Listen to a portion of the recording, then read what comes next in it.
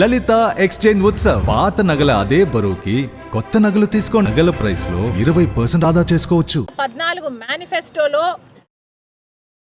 చెప్పిన అంశాలు special category status period from 5 years to 10 years. Polavaram project as a national purpose project of rivers to provide irrigation and water to all regions. Implementation of committee recommendations. Special incentives power generation by at least 1000 megawatt per year. Development of Vizag Chennai industrial corridor. Separate IT investment coastal Andhra. Rayalaseema. Exploration of the Krishna Godavari basin, petroleum and natural gas and their extraction. Development of Vizag, Vijayawada, Tirupati airports to international standards. Centralized administration, structuring district.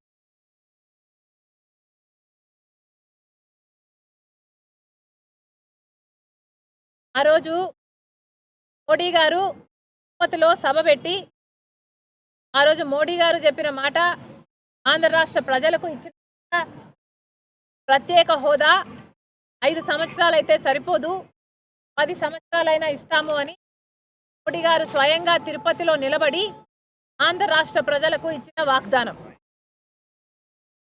అలాగే ఆంధ్ర రాష్ట్రాన్ని తను స్వర్ణాంధ్ర చేస్తానని, Polavaram project పూర్తి చేస్తామని ఆంధ్ర రాష్ట్ర ప్రజలకు మోడీ గారు స్వయంగా మాటిచ్చారు. మరి ఇవన్నీ ఏమయ్యాయి అని మోడీ గారు కూర్చొని ఇక్కడ కాంగ్రెస్ పార్టీ తరఫున, ఆంధ్ర రాష్ట్ర ప్రజల తరఫున కాంగ్రెస్ పార్టీ ప్రశ్నిస్తుంది. మోడీ గారు అంతకు మీరే వచ్చి మా రాష్ట్రానికి 10 సంవత్సరాలు ప్రత్యేక హోదా ఇస్తామన్నారు, పోలవరం ప్రాజెక్టు పూర్తి చేస్తామన్నారు. విభజన హామీలో ఏపీ రీఆర్గనైజేషన్ యాక్ట్ ప్రకారము అదొక చట్టం.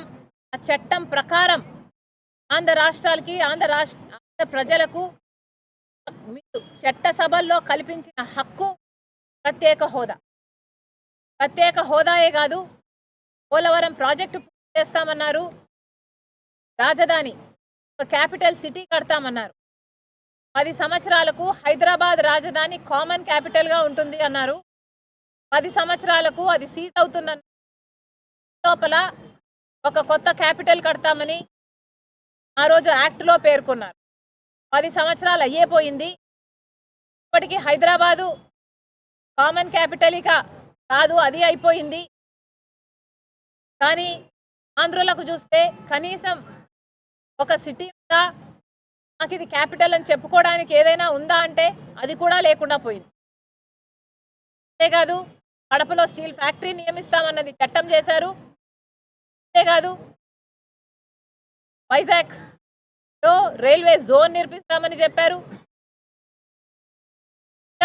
పట్నానికి పోర్ట్ నిర్మిస్తామని చెప్పారు, special economic package for north Andhra and Rayalaseema అని చెప్పారు, Vizag to Chennai industrial corridor అని చెప్పారు.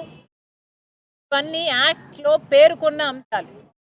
ఇవన్నీ చట్టంలో పేర్కొన్న అంశాలు, ఆంధ్ర రాష్ట్రానికి, ఆంధ్ర ప్రజలకు చేయాల్సిన అంశాలు.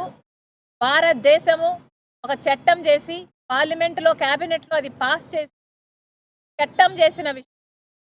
కానీ ఈరోజు అధికారంలో బీజేపీ పార్టీ ఉంది. బీజేపీ పార్టీకి ఇన్ని వాగ్దానాలు ఇచ్చి కూడా ఎలక్షన్లప్పుడు మా దగ్గరకు వచ్చి మా ఓట్ల కోసం మీరు పెట్టిన మీటింగ్లలో దంచి చెప్పారు. ఏవి నిలబెట్టుకోకపోగా ఆంధ్ర రాష్ట్ర ప్రజలకు ఈరోజు ద్రోహం చేస్తూ ఆఖరికి విశాఖ స్టీల్ ప్రైవేటైజ్ చేసే ప్రమాదం ఉంది అంటే, అంత భయాందోళన మీరు కలిగిస్తున్నారు అంటే మీరు నాయకులు ఎలా అవుతారు, అసలు మీది పరిపాలన ఎలా అవుతుంది అని ఆంధ్ర రాష్ట్ర ప్రజలు అడుగుతున్నారు. పెట్టుకోవాల్సిన విషయం ఏమిటంటే, ఆంధ్ర రాష్ట్ర ప్రజలు ఒక్క సీట్ కూడా బీజేపీ పార్టీకి ఇవ్వలేదు, ఒక ఎమ్మెల్యే కూడా బీజేపీ పార్టీకి ఇవ్వలేదు. ఎంపీ కూడా బీజేపీ పార్టీకి అయినా కూడా ఈరోజు బీజేపీ పార్టీ ఆంధ్ర రాష్ట్రంలో రాజ్యం ఏలుతుంది. ఎందుకంటే ఇంతకు ముందు ముఖ్యమంత్రి చంద్రబాబు గారైనా ముఖ్యమంత్రి జగన్మోహన్ రెడ్డి గారైనా బీజేపీ పార్టీకి గులాంగిరి చేస్తున్నారు. కాబట్టి ఆంధ్ర రాష్ట్రాన్ని మోడీకి బానిసలుగా చేసే ప్రయత్నం చేస్తున్నారు.